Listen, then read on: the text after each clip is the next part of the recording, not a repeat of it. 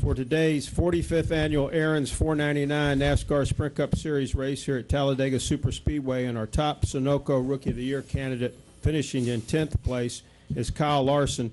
He's the driver of the number 42 Target Chevrolet. And Kyle, just talk about your run out there this afternoon at Talladega. Yeah, it was good. I think we're actually a little bit better than 10th. I think the finish was when we crossed the stripe. But, I was really hoping for a top 20 and just to stay out of trouble. And to get a top 10, it was really nice. And, I spent most of the day pretty much all day, just trying not to make any spectacular moves to put myself in a bad spot to get in a wreck. Because, like I said, 42 hasn't had much luck on super speedways with Juan and then myself at Daytona. So I just wanted to stay out of trouble. We've been making up a lot of points throughout the year after Daytona, and to come back to another super speedway had us really nervous. So glad to get a good finish and stay up there in points. I will take questions now for Kyle Larson. Anybody have a question for our top rookie? Right here, Holly. Raise your hand. Let's get Holly a microphone, please. And then Jenna. I'm sorry. We'll go Holly, Jenna. Sorry about that. Holly Kane, NASCAR.com. Kyle, if you could just kind of talk about that last restart. I think you were third at the time the flag fell. I'm not sure, but just talk a little bit of fourth. Okay, fourth. But talk about what happened there and how it all shook out. Yeah, I was able to get a decent restart behind Denny and push him to the lead before we got that last yellow, and then just couldn't do the same with Kevin. He got a little bit far out in front of me, and then the 40 pulled out of line down the backstretch, and I got stuck in the middle and killed our run for the middle lane and the top lane, and then you just kind of had to hold on to what we had there. Hated that I couldn't help Kevin get a Chevy into victory lane, but it was still an okay restart for us. We didn't lose too many spots, so all in all, it was a pretty decent day. Go over here to Jenna, to the right. I'm sorry. Okay. Damn it, she stole your question. Yeah. Any questions in the press box for Kyle Larson? We're clear. Let's come down here and we'll finish up with Stan. Raise your hand, Stan. We'll get you the microphone and finish up with Stan. Kyle, Stan Creekmore with RPMTonight.com. What do you think you learned here today that you can only use 2 more times, a year when we go back to Daytona and Talladega?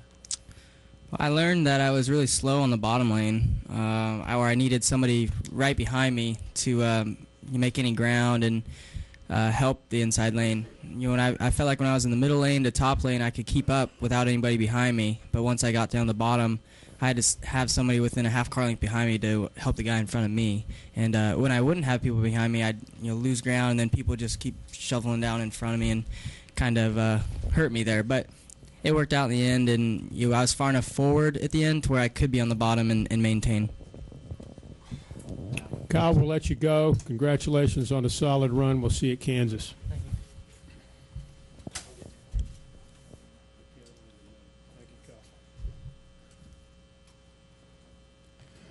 Okay, coming in now, our second and third place finishers of today's race.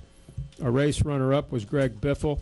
He's the driver of the number 16 3M Window Film Ford for Roush Fenway Racing. And our third place finisher is Clint Bowyer.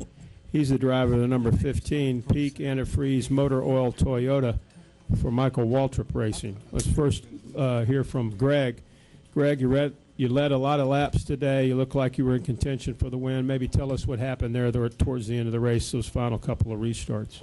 The last few restarts were actually really good for us. The 88 or somebody got, I think the 11 got shoved by, or they got a run on the top. And, this racetrack is so wide here. I didn't really even attempt to block or try and go up and block the upper lane, really, just because, you lose some momentum and it's so wide. So I just really focused on staying on the bottom and trying to keep the momentum up. That final restart, Clint gave us a huge push.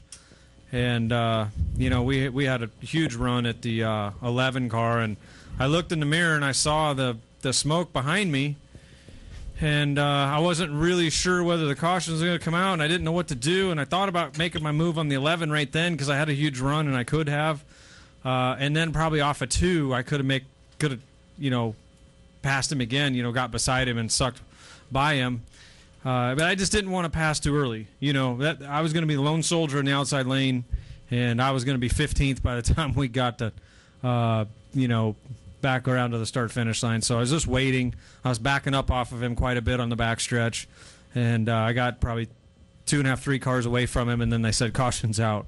So that was, I was setting up to go by him, but just never had the chance. I wish I'd have known we weren't going to race back all the way back, but it was a good day for us. Everybody, the car was really fast, a lot of speed, and just happy to come out of here with a clean car. And Clint, you certainly came on strong the last portion of that race. We're up there, had an opportunity to win. Just talk about your performance today. Yeah, long day, long race, but it's all about being there at the end. The only way I know to guarantee myself and my team that I can at least give them a chance is to be patient and be boring, lead a boring race there for a while, and then go for broke at the end. And we did that. We got up in position, and everything was going right. It's just like Greg said, you kind of damned if you do, damned if you don't. I liked the situation that I was in for sure. I knew Greg was going to try something, and we did have a big push at him, and you see those guys crashing in the rearview mirror, and you're like, well, history has shown that usually if they're straightened up, not sitting in the middle of the racetrack, we're going to finish this thing under green. So it's like Greg said, if you pull out right then and win the race right there, you might be 15th by the time you get 2 miles back over here to the start-finish line. So we finished third. Questions for Greg or Clint? We'll start with Don. Back over your left shoulder, Constance. And then we'll go to Tom. I'm Don Coble with Morris News Service. Trust me, I'm back here somewhere. Where exactly were you on the track when the caution came out? And once you realized there was a bumper laying in the middle of the track, were you kind of surprised that they waited that long? Yeah, so I was, we were about halfway down the back stretch maybe or so, about halfway down the back, I guess. And I thought when I saw the smoke and I was trying to make a decision to go or not, and I decided to wait. Well, I figured once we got in the middle 1 and 2, if the caution wasn't out then, it wasn't going to come out. I figured, okay, we're good all the way back. So I figured if it hadn't come out yet, we were going to be okay. And when I got back around, I was wondering why nobody told me that there was half of a car laying in the track. We probably aren't going to race back, so go ahead and try and pass them now. But that's a lot to happen in a short amount of time. That's exactly right. I mean, you're sitting there waiting on your spotter to give you some kind of confirmation of whether or not we're going to race back to the start-finish line or not, so you can try to do something in a short amount of time. And they're doing the same thing. They're looking at that, and all the while trying to protect you. And you're hoping they're looking at where you're at. Yeah, exactly. So it's just it's a wild situation. It's actually funny. We all see the smoke, and it was 400 yards behind us. We're supposed to be looking out the windshield. Okay, let's go with Tom right here, and then we'll go to Randy. Hi, guys. Tom Jensen, FoxSports.com. For either of you, we have 3 hours of building tension, and the laps wind down, and it's going to be a big shootout at the end and all that. How frustrating is it for the night to end under yellow, or the race to end under yellow? It's just frustrating because of the simple fact that we both, thought that we had an opportunity to pounce and make a move for the win. It's not. NASCAR did the right thing there. I mean, you can't put people in danger right there. And if another green, white checkered, everybody had been out of gas. I mean, it's just too much going on right there. And unfortunately, we don't always see that crazy, wild finish to the end. But I don't think that's on NASCAR. I think they did the right thing there. And unfortunately, it was just didn't lead to that big, wild, crazy finish right there at the end. Randy? Yeah, Randy Coverts, Kansas City Star. One question for both of you, then one for Greg. We got Kansas coming up. Both of you guys, aching to win and in contract years, I mean, coming so close now. Is it frustrating or is it a little gratifying that you guys are there but not there? Well, anytime you finish on the podium at Talladega, you're somewhat excited, but anytime you're that close to the front and taking that checkered flag, it's pretty easy to get greedy in this sport. So it's kind of, just a little bit of both. Yeah, I mean, it's sort of bittersweet for us. We've run a little bit better in the last couple weeks, and I wasn't sure how we're going to run here. And I was extremely happy with the speed my car had on Friday and then today all day. Really happy with it. So our restrictor plate program is in decent shape. We still got some work to do, but it sure would have been nice to win, to get a win toward the chase. But we've got some great racetracks coming up as well, and it would have been nice. Speaking of which, great racetracks for you. 5 guys have won Kansas twice, including you. Just what would it mean to step on the podium next week and be that first guy to win 3 for lots of reasons, I suppose? Yeah, I didn't know that stat. It would be, I'd be super excited to win there to start with, but to be a guy to win, first guy to win 3 there would be pretty neat. I love that racetrack. It's a lot of fun to race on. Puts on a good race. Thanks, Greg. Yep. Appreciate that. Clint really wants to win there, too. Real good place to go visit. I love Kansas. I love Clint's hometown, too. Clint loves Kansas, too. Let's come over here to Dustin. Where are you at, Dustin? Go ahead. Dustin Long, MRN.com. Clint, if you can talk about, was it any more challenging coming up through the pack? I think some guys kind of talked about they felt like it was kind of tough. Is it becoming more difficult? And if so, why? Because this is certainly a place everybody kind of thinks you can go back and forth so much. I don't think it's becoming more difficult. Ever since we've kind of went to this last rule package, it's really locked the pack together, and you just kind of get gridlocked.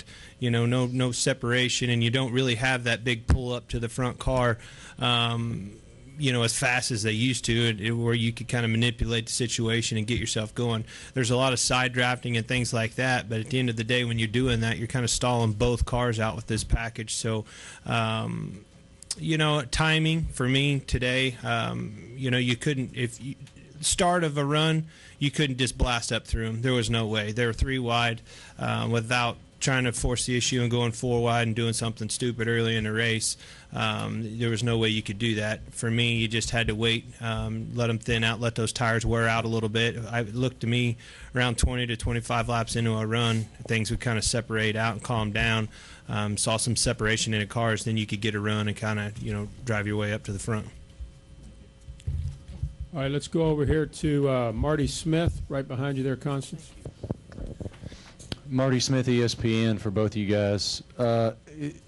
Is there any sort of code or understanding among the driving corps, especially at these tracks, that if you're many, many laps down, not 1 or 2, that you drive differently or get out of the way or move or anything like that? Seems like common sense is one of your strong suits. Thank you, Clint. So that's your answer? It's a common sense decision? Looked to me like it. All right. Other questions? Let's go here to Mike in the middle. Right back here behind the cameras, fellas. For both of you, today's race was rather warm. I heard multiple drivers on the scanner saying that they were having problems with their feet getting rather hot. Was this the most discomfort you've had so far in the car this year? It's just excruciating out there. It's unbelievable. I'm glad somebody else's feet were hot, because mine were on fire all day, and I can't, it wasn't even that hot out. I just don't. Did you do the old crossover for a little while? Yeah, I was trying. My heels are burned up. I had to use my left foot for a little while. They do get hot. I'm not sure why. Pays pretty damn good, though, so yes, we'll be fine. It does suffer. Up off the hot floor. Yeah. Yeah. Other Whatever. questions? Pick it up, stick it out the window, whatever you do. It's hot. It was hot. Holly? It wasn't hot inside. Holly Kane, NASCAR.com. Greg, so often in these restrictor plate races,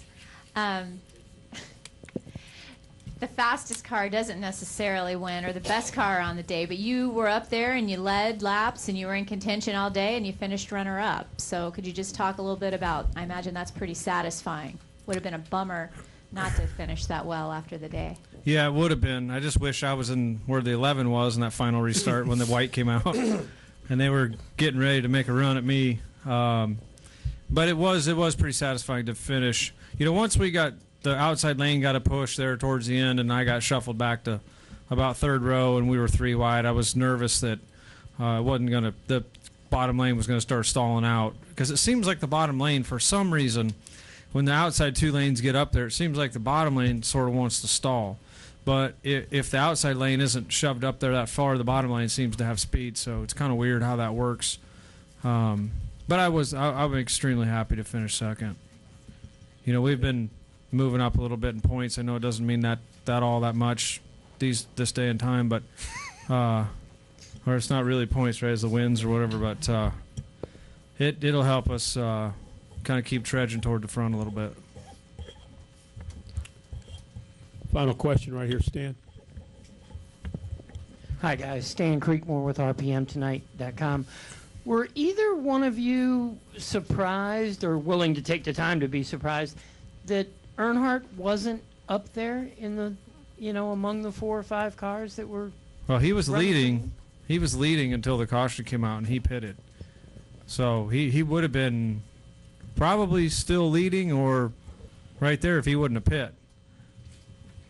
So he was on the same. I thought he was on the same plan as everyone else, but he was the only car that pit from the lead. Yeah, I don't think he was there then. Yeah. I'm a big fan, but I don't really care. He just was dominant, and he makes that pit. He can't get anywhere. Yeah, What it's did you do hard that for? Man, I'm telling you what, it's hard to pass here. Yeah. It is hard. I was back there, got shuffled out of line and got moved to the back, and you just hold to the floor, and there's nowhere to go. The car just, you try a lane, the third lane, it just stalls out, won't go. So it's hard to get back up there. Are we done? Yes, sir. We're done. We'll see you. Good job, Greg. Thank Thanks. you.